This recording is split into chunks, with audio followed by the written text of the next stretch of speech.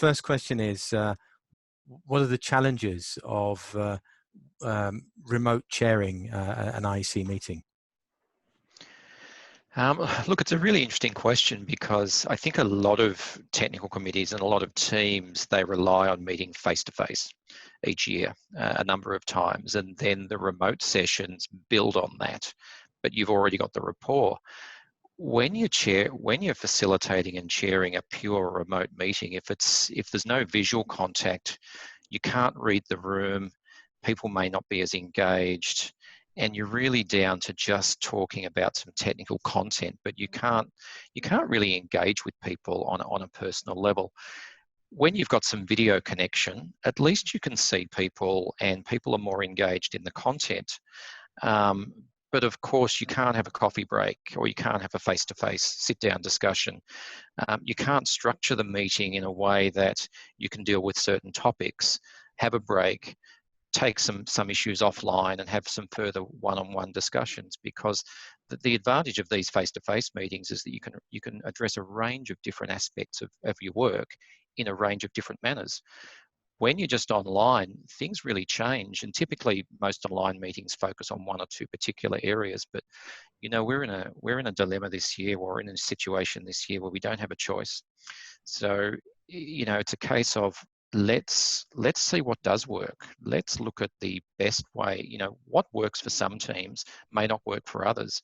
But for example, we had our first technical committee meeting last night. In fact, Australian time, daytime, Geneva. We were meant to meet in Canada this year in April.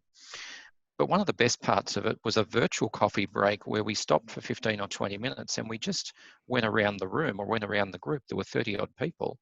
And we were just talking like we were sitting next to each other, and sharing our, not work, but just sharing our local experiences.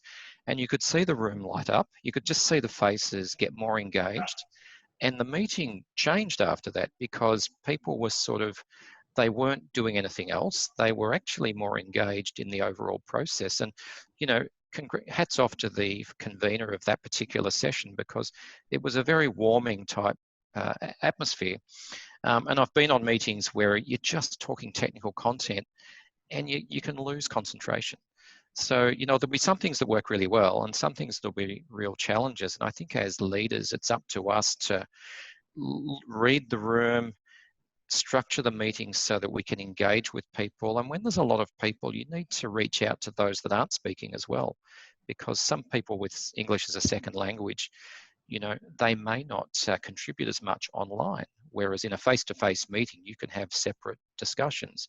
So look, I think we're all going to learn, but there's some of the challenges, but it's one of the groups I like to turn to in these sort of scenarios are our young professionals as well, because they've grown up online. They do a lot of their work online, so we're going to learn a lot from them too. But as chairs, we should speak to each other and come up with the ideas that work, and focus on the things that are going to really help this year.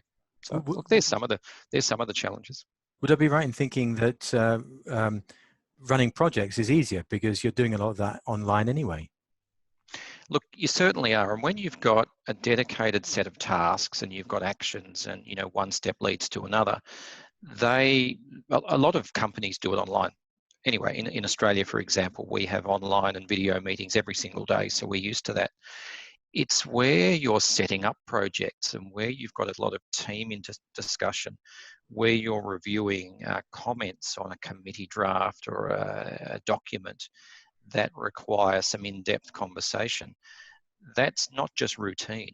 That requires the convener and the facilitators have to have those personal skills to, particularly online, to look at, well, how do we do that? Do we make some smaller groups? Like, for example, if the Korean National Committee have a number of issues with how something's been drafted, do I actually meet with them first? Because in a large group, you might find that they're not speaking up, and some other country is dominating the discussion. So it may be that we structure the way we do it differently, and I think we're going to learn a lot of this year.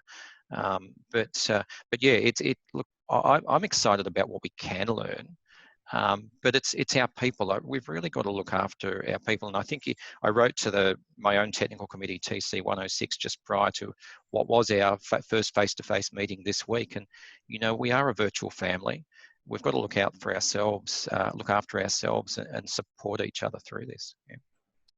You've spoken about coming together as an IEC family, as you just mentioned.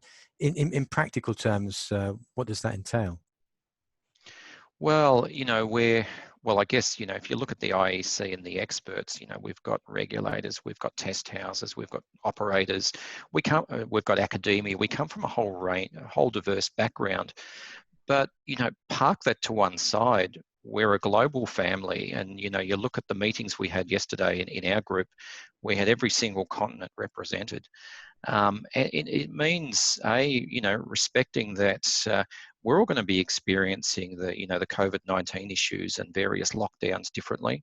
Our emotions are going to be very different. You know, I sometimes wake up thinking, what's going on in this world? You know, it's taken me a while to sort of come to grips with, hey, you know, what's actually happening? You know, in Australia, we're very, very lucky with our current situation. I look at the US and I look at Europe and I think, wow, you know, it's so different. And then when you talk to people, you can tell that some people are just feeling really down about being locked in an apartment or not being able to see their family.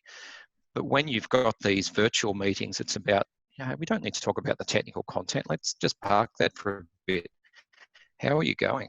Or having a separate discussion, because that's why I think to, you know, reach out to them. They are our connected family. Yeah. So it's that, to me, that's probably the most important thing, because if we can help people in that journey, then we'll all, you know, they'll all want to be part of the ongoing discussions. You know, some people might switch off and go, hey, you know what, that voluntary work I do, that's going to have to take a back seat. And that's fine if that happens, but how can we help? You know, if some people will be bouncing around, like I'm quite energized today, it's the end of the day, but there are days when I'm thinking, oh gee, I just really need a pickup. And when someone rings you in a video chat, hey, that's great. You know, I can see you there in Geneva, just seeing the backdrop of Geneva. And I don't know if you can see my background. That's our local beach. For anyone that knows Australia, this is the Great Ocean Road. I'm very fortunate to live down near the beach. So, but I think it's our family first and our greater IEC family. And then it's about not trying to do as much as we normally do in our meetings, but picking off the tasks that we can do. And conveners need to step back and go, hey, I've got this project. How do I actually make it work with these circumstances? And they might not have all the answers, but reach out to another convener. So that's why I'm thinking the technical committee chairs and the other group chairs, we can leverage some of this information and share it. There's some of my thoughts at the moment, Mike. Mike, thank you very much.